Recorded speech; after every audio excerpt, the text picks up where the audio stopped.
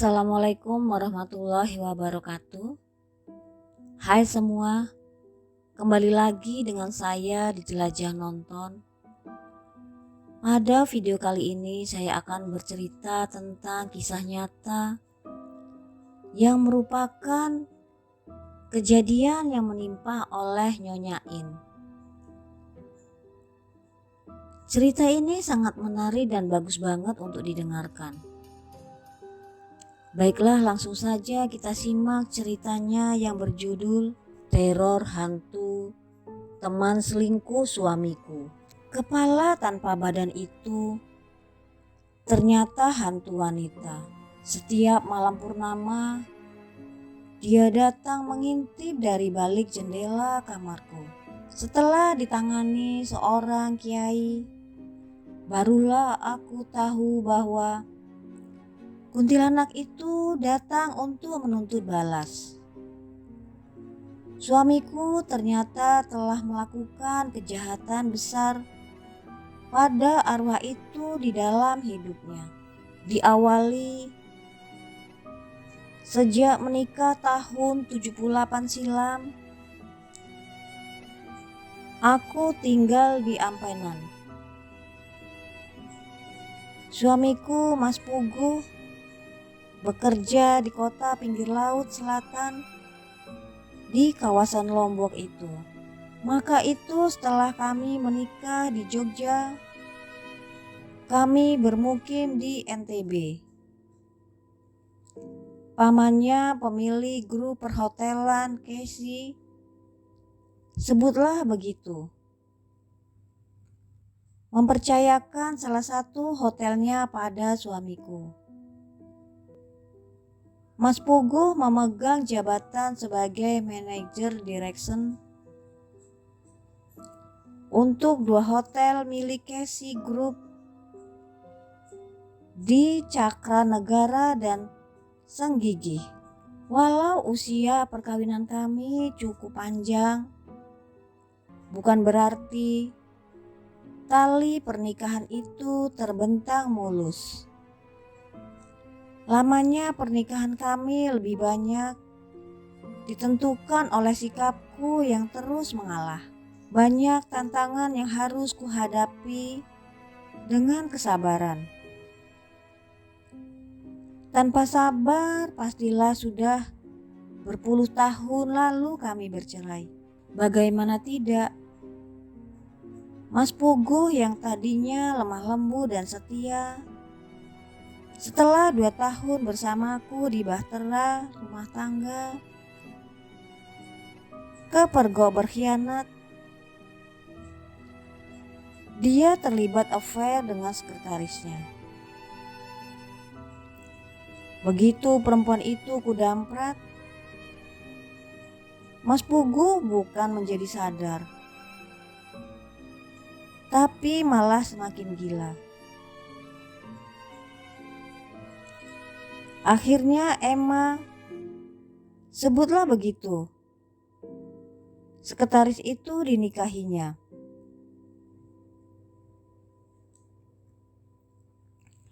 Emma dititipkan kerja di Bali dan diberinya rumah di Padang Bay, daerah pelabuhan laut sebelah timur Pulau Dewata.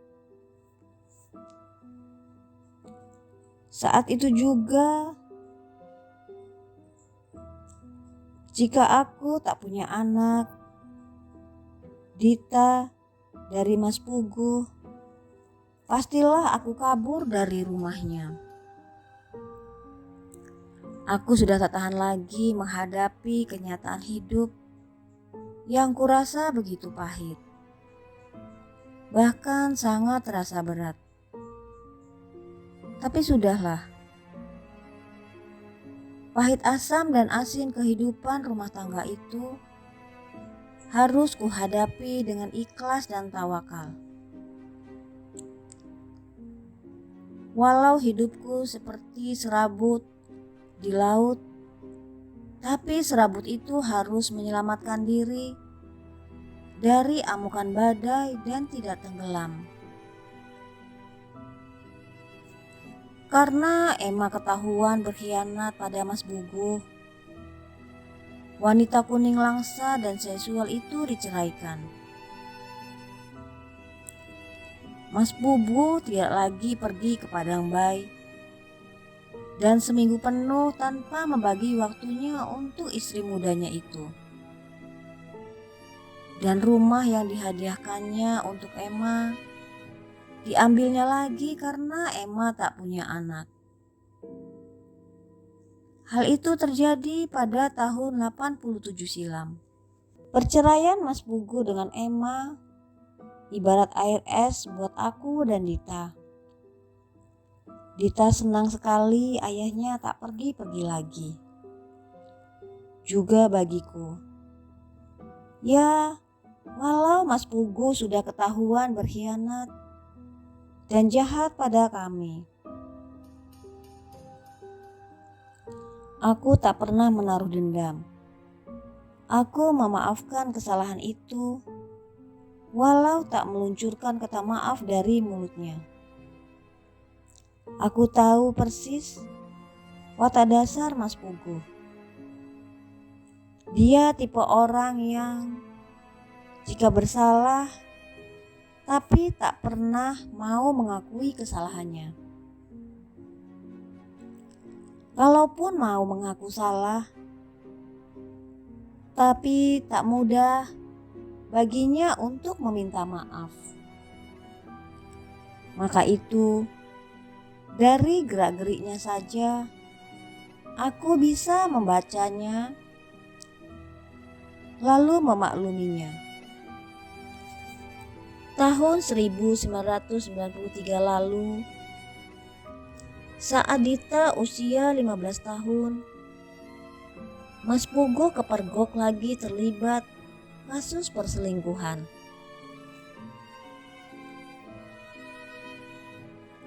Kali ini dia jatuh cinta pada seorang gadis desa yang bekerja sebagai waiter di salah satu bar hotel yang ditanganinya.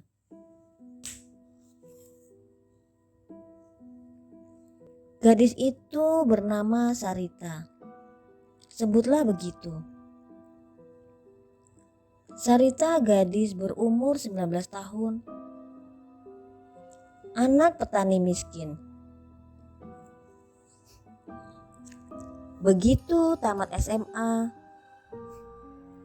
dan tak melanjutkan ke perguruan tinggi karena orang tuanya yang tak punya biaya, Sarita terpaksa bekerja.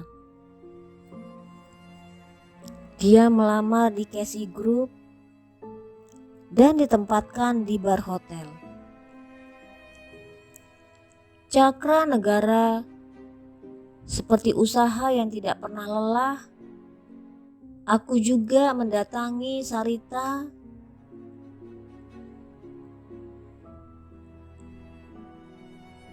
dan mengingatkannya bahwa Mas Puguh sudah beristri dan punya anak. Kamu gadis muda dan cantik. Masa depanmu masih panjang dan terbentang luas di depan. Tapi kenapa kamu mesti menerima laki-laki tua yang sudah beristri dan punya anak seperti Mas Puguh? Kataku memberi nasihat. Sarita tertunduk sedih. Pikirku dia malu dan merasa sangat terpukul dengan nasihat itu. Belum sempat aku pamit pergi meninggalkan rumahnya yang sempit dan keropos di Praia Lombok Tengah. Tiba-tiba kakiku ditangkapnya. Sarita yang hari itu sendirian di rumah karena ibu dan ayahnya pergi ke ladang, memeluk kakiku dan menciumnya sambil menangis. Sarita bukan cuma minta maaf, tapi dia minta ampun padaku. Dia berkata bahwa bukan dia yang mendekati Mas Puguh, Tapi suamiku itu yang terus-menerus mendesak, bahkan menekannya. Saya diancam mau dipecat kalau tidak mau menemaninya di kamar, Bu. Saya dipaksa dengan berbagai cara, hingga akhirnya kegadisan saya direnggut dan kehormatan saya sebagai gadis hancur berantakan. Saya sudah punya kekasih yang sudah saling mengikat janji. Laki-laki kekasih saya itu adalah pacar saya sejak SMP. Tapi begitu dia tahu bahwa saya dekat dengan Pak Puguh, dia pergi meninggalkan saya. Saya telah berkata jujur juga padanya bahwa saya telah diperkosa oleh Pak Puguh. Hingga sekarang, saya tidak tahu dia kemana. Ungkapnya Sarita terus terisak. Kepada saya, Sarita berjanji akan meninggalkan Mas Puguh. Dia akan berhenti kerja dan pindah ke ibu kota dan tinggal dengan tantenya di Kelapa Gading. Bahkan lewat seorang familinya yang kuliah di Fakultas Hukum, Sarita mengancam akan menuntut Mas Puguh secara hukum. Suamiku dituduhnya telah melakukan kejahatan pelecehan seksual, memperkosa.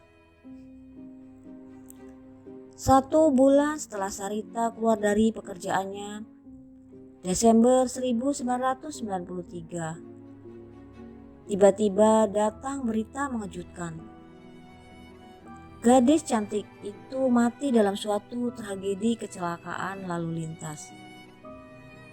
Seperti yang diberitakan surat kabar, saat menyeberang di jalan Diponegoro, Denpasar, Bali, Sarita ditabrak sebuah Toyota hardtop warna gelap. Nomor polisi Jeep itu tidak jelas.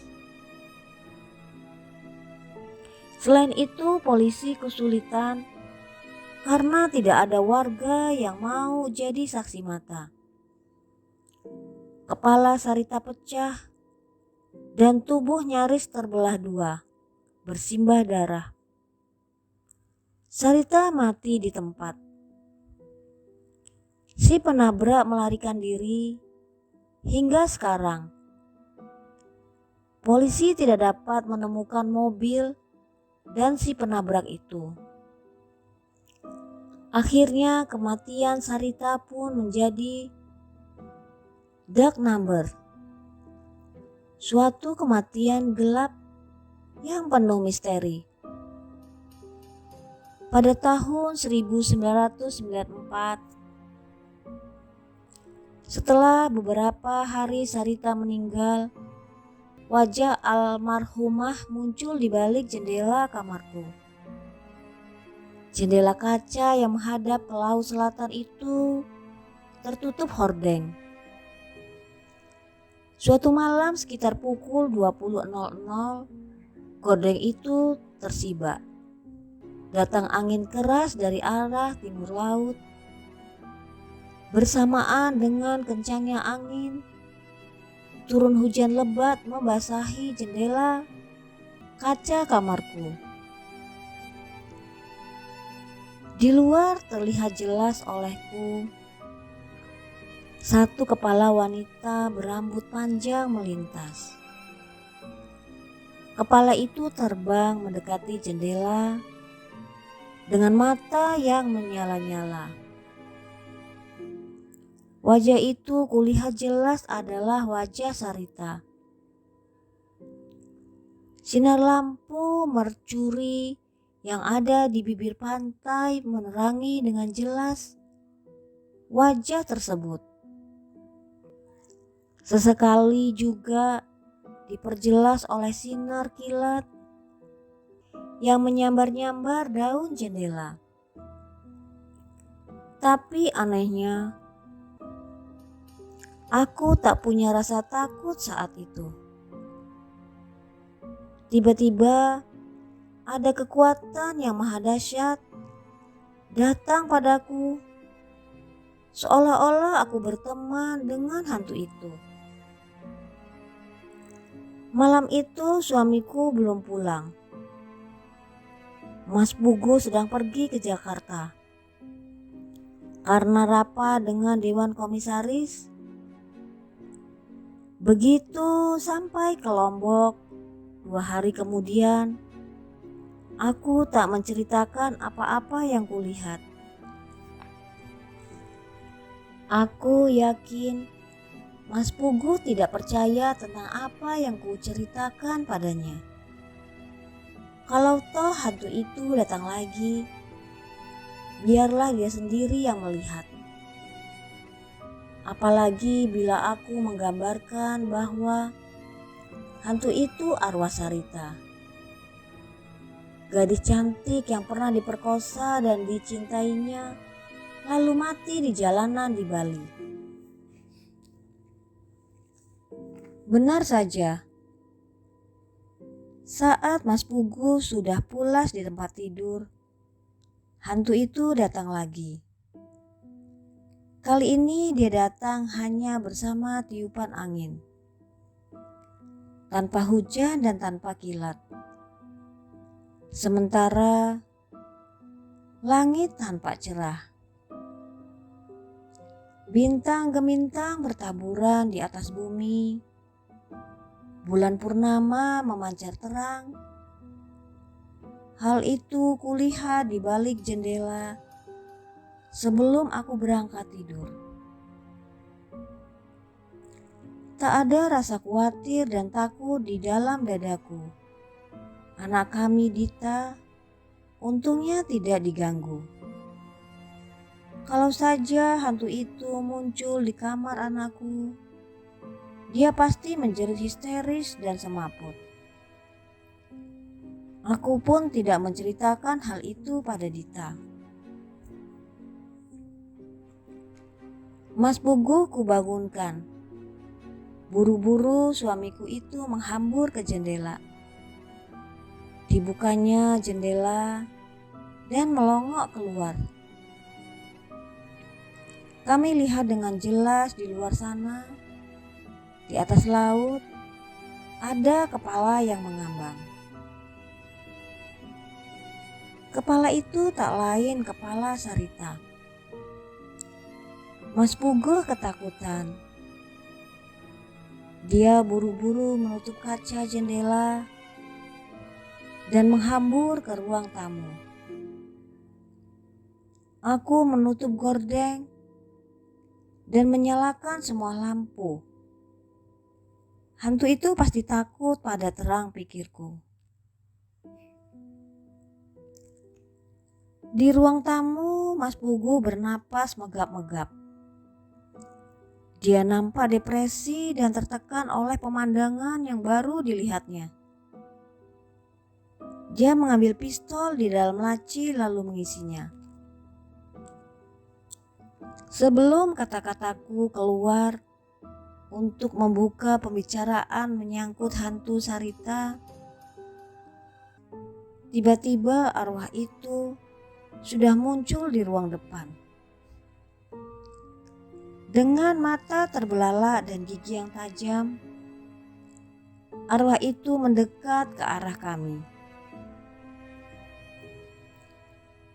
Mas Pugu melepas tembakan. Dor, dor. Tembakan itu sangat tepat mengenai wajah hantu itu. Tapi makhluk itu tidak bergeming.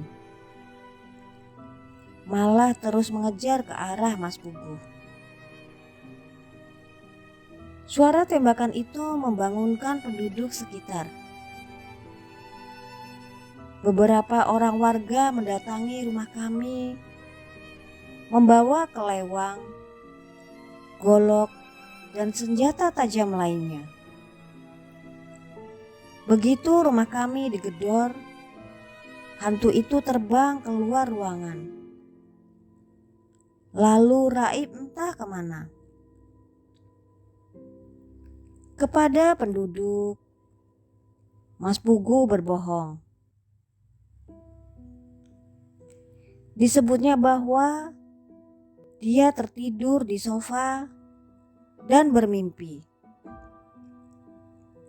Dia mengaku mimpi menembak.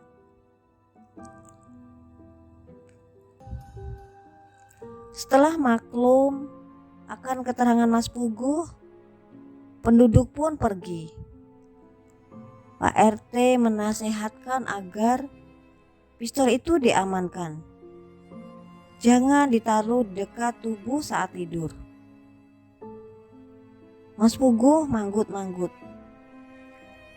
Lalu semua warga pergi meninggalkan rumah kami. Besok malamnya arwah itu datang lagi. Hantu tanpa badan itu muncul lagi di kamar tidur. Mas Puguh dan aku dibangunkan oleh suara jeritan panjang. Jeritan tangis seorang wanita, dan suara itu adalah suara Sarita. Entah dari lubang mana roh itu masuk. Tahu-tahu hantu kepala itu sudah berada di pojok plafon rumah. Jeritan suaranya makin keras. Mas Puguh berlari keluar. Tapi aku tetap diam di tempat. Ku ajak hantu itu berdialog, tapi arwah itu tidak mampu bicara apa-apa. Tapi dari matanya keluar air. Hantu berwajah Sarita itu nampak menangis. Setelah itu dia berubah menjadi asap, lalu pergi entah kemana. Setelah beberapa kali didatangi hantu Sarita, Mas Puguh akhirnya mengaku jujur padaku bahwa dia telah membunuh Sarita. Dia membayar seorang pembunuh bayaran untuk mengintip dan mengutit Sarita saat gadis itu berada di Bali. Di jalan Diponegoro, saat Sarita berjalan mencari taksi, mobil harta berwarna hitam milik si pembunuh bayaran berhasil menabrak Sarita. Sarita pun mati di tempat. Mendengar cerita itu, jantungku serasa mau copot. Dadaku berguncang cepat dan nyaliku menjadi ciut. Arwah Sarita menuntut balas, kataku pada Mas Puguh. Mas Puguh minta tolong padaku agar didatangkan seorang ahli supranatural untuk mengusir roh itu. Selain meminta agar keselamatannya dijaga dengan baik, walau permintaan itu sangat berat kulakukan, aku bukan saja kecewa, tapi sangat luka melihat kelakuan suamiku yang begitu biadab. Tapi untuk membuka tabir misteri pembunuhan Sarita pada polisi, ada rasa tak tega bergelanyu di hatiku. Sebab Mas Puguh pasti ditahan polisi. Bila ia ditahan, bagaimana dengan aku dan Dita anakku? Kamu harus selamatkan aku, Indah, pinta Mas Puguh. Besoknya Pak Kiai yang ahli metafisik aku datangkan. Pak Kiai bukan cuma berkomat kamit membacakan ayat suci, tapi juga menebarkan air ke beberapa pojok. Air itu tentu saja air khusus yang telah dijampi dan diisi. Setelah melakukan upacara khusus, Pak Kiai berkata pada kami, hantu perempuan itu tidak akan hilang dalam beberapa bulan ini. Dia akan terus datang saat bulan purnama. Saya hanya membentengi kalian dari serangan-serangan berbahaya dari makhluk halus itu. Dia datang hanya terbang di luar, tidak bisa masuk rumah. Kalau dia datang, jangan kalut dan jangan takut. Kalian tenang sajalah dan anggap dia seperti burung. Dia tak akan bisa masuk apabila menyentuh kalian, kata sang kiai. Mas Puguh manggut-manggut. Dia mengerti dan memahami apa yang dikatakan Pak Kiai. Hari-hari berikutnya hantu itu tidak muncul lagi. Jangankan di dalam rumah, di jendela pun tidak kelihatan. Tapi saat purnama datang, hantu kepala Sarita itu sempat beberapa kali melintas. Dia hanya lewat dan melihat kepadaku di balik jendela. Setelah itu dia pergi, lalu kembali saat purnama bulan berikutnya.